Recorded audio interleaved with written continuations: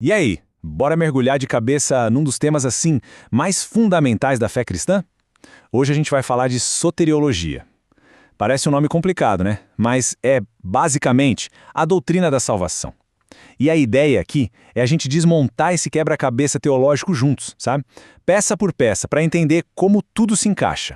Então, para começar, vamos direto ao ponto, né? A pergunta que está no centro de tudo isso. Afinal, o que significa ser salvo? O que essa palavra realmente quer dizer? Essa é a grande questão que vai guiar toda a nossa conversa hoje. Bom, existe um campo de estudo inteiro dedicado a essa pergunta. É a tal da soteriologia. O nome pode até assustar um pouco, mas a origem é bem simples, na verdade. Vem de duas palavrinhas gregas, soter, que é salvador, e logia, que significa estudo. Então é isso, literalmente, o estudo da salvação. Simples assim. Ok, mas para a gente entender a solução, que é a salvação, a gente precisa primeiro entender qual é o problema, certo? É como um médico. Não dá para receitar o remédio sem saber a doença. Então por que a salvação seria necessária? De onde vem essa necessidade toda? E a resposta, segundo essa doutrina, começa com uma palavra: pecado. Pois é, a base de tudo, o ponto de partida para essa doutrina, é uma ideia bem direta. A necessidade de salvação existe porque os seres humanos são vistos como pecadores. É simples assim. Essa é a premissa fundamental que sustenta toda a estrutura que a gente vai ver a seguir. E olha só que contraste gritante. De um lado, a gente tem a natureza de Deus, santo, justo, perfeito. Do outro, a condição humana, pecadora, transgressora da lei, sem a glória de Deus. É como se existisse um abismo gigantesco separando os dois lados. E a grande questão teológica é exatamente essa: como construir uma ponte para atravessar esse abismo? Ok, vamos cavar um pouquinho mais fundo nisso. A gente ouve muito essa palavra, né? Perdido. A doutrina usa esse termo para falar da condição humana sem a salvação. Mas o que isso quer dizer na prática? O que é estar perdido nesse contexto? Então, a doutrina detalha isso em 4 pontos principais. O primeiro motivo seria a rejeição da revelação bíblica. O segundo, a desobediência à própria consciência. Sabe aquela vozinha que diz o que é certo e errado? O terceiro ponto é a identificação com o mundo, com os valores daqui. E por último, o quarto ponto, a identificação com Satanás. São esses os 4 pilares que definem essa condição de perdido. Beleza, então o problema está na mesa, a gente já entendeu a necessidade da salvação, agora vamos virar a página e falar da solução, o plano de Deus para essa salvação. Só que bem no centro desse plano tem um dilema divino que é fascinante de se analisar. E o dilema é exatamente este. Pensa só, por um lado, Deus é justo, e a justiça exige que o pecado seja punido, não tem como fugir disso. A desobediência tem um preço, que é a morte.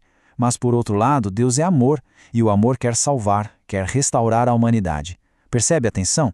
Como é que se concilia uma justiça que precisa punir com o amor que quer perdoar? Esse é o nó da questão. E isso leva a gente para outra pergunta, que é a consequência lógica disso tudo. Se a justiça exige um pagamento, se um preço tem que ser pago, que preço seria esse? Que tipo de pagamento seria grande o suficiente, valioso o suficiente para quitar a dívida do pecado, não de uma pessoa, mas da humanidade inteira? Aí a teologia começa a analisar as possibilidades. Bom, a morte de um outro pecador adiantaria alguma coisa? Não, né? Seria como um devedor tentando pagar a dívida de outro. Não funciona. E o sacrifício de um anjo? Também não, porque um anjo é um ser criado, finito, o valor não seria suficiente. E aí se chega a uma conclusão, assim, impressionante. A única forma de resolver isso seria se o próprio Deus, o Criador, oferecesse um sacrifício. Um sacrifício de valor infinito para resolver um problema infinito.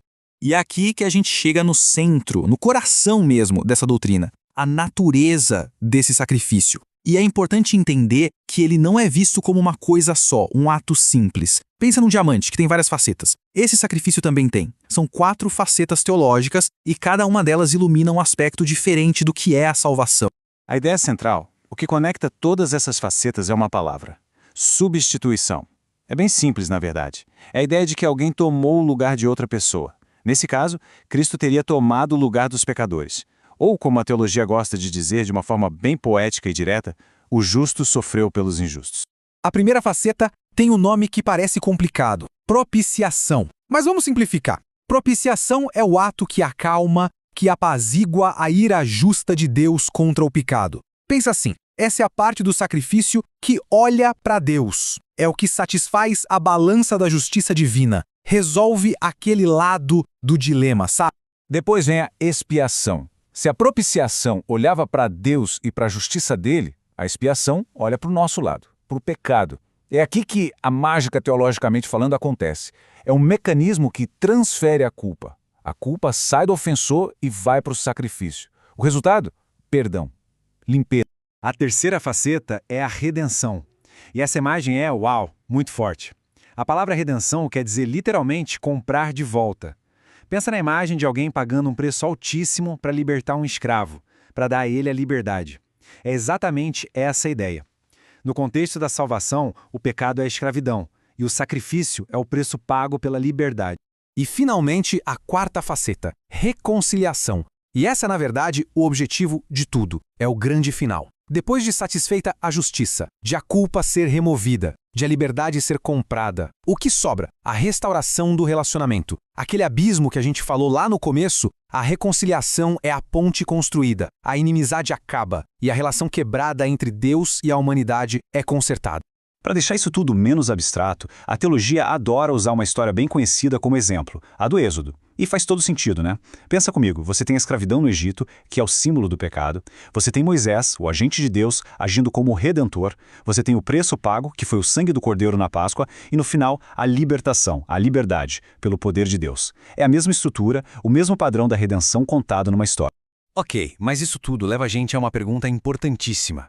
Por que esse sacrifício é considerado o último, o definitivo? O que faz dele é um evento único que não precisa e nem pode ser repetido? Vamos dar uma olhada nos argumentos para isso. A resposta principal é que o sacrifício de Cristo não é visto como mais um sacrifício numa longa lista. Não. Ele é apresentado como o ponto final, a consumação de tudo que veio antes. Todos aqueles rituais, todas aquelas ofertas do Antigo Testamento eram como sombras. E este seria a realidade. E essa tabela aqui deixa a diferença bem clara, olha só. Os sacrifícios do Antigo Testamento. A vítima era um animal imperfeito. A repetição era constante, todo ano, todo dia. E o resultado? Cobria o pecado temporariamente. Era um símbolo. Agora olha o sacrifício de Cristo. A vítima é perfeita, divina. Foi oferecido uma única vez e pronto. E o resultado não é cobrir, mas limpar, purificar o pecado de vez. É a diferença entre o símbolo e a realidade. Então, para resumir, o valor desse sacrifício se sustenta em 3 grandes pilares. Primeiro, a consumação. Ele é o checkmate, o ponto final de tudo que veio antes. Segundo, a nomeação divina. Não foi algo aleatório. Cristo é apontado como o Cordeiro de Deus. E o terceiro, que talvez seja o mais crucial de todos, a dignidade infinita. Justamente por ser divino, o mérito do seu sacrifício é infinito. E só algo infinito poderia pagar uma dívida infinita. E no fim das contas, nada disso é só teoria, é só filosofia. A coisa toda deságua numa implicação muito prática, que está resumida nesta citação. Vocês foram comprados por um preço, portanto, honrem a Deus com seus corpos. A ideia de redenção não termina no campo teológico. Ela entra na vida, exigindo uma resposta, uma mudança de atitude, uma resposta moral e ética. E para a gente fechar, queria deixar uma pergunta no ar para a gente pensar. Se a gente parar para analisar, o coração de toda essa doutrina é a substituição, certo? A ideia de um inocente que se coloca no lugar do culpado. A minha pergunta é, como é que esse conceito, essa ideia de sacrifício por outro, pode moldar a nossa moral, o nosso jeito de viver no dia a dia? Fica aí a reflexão.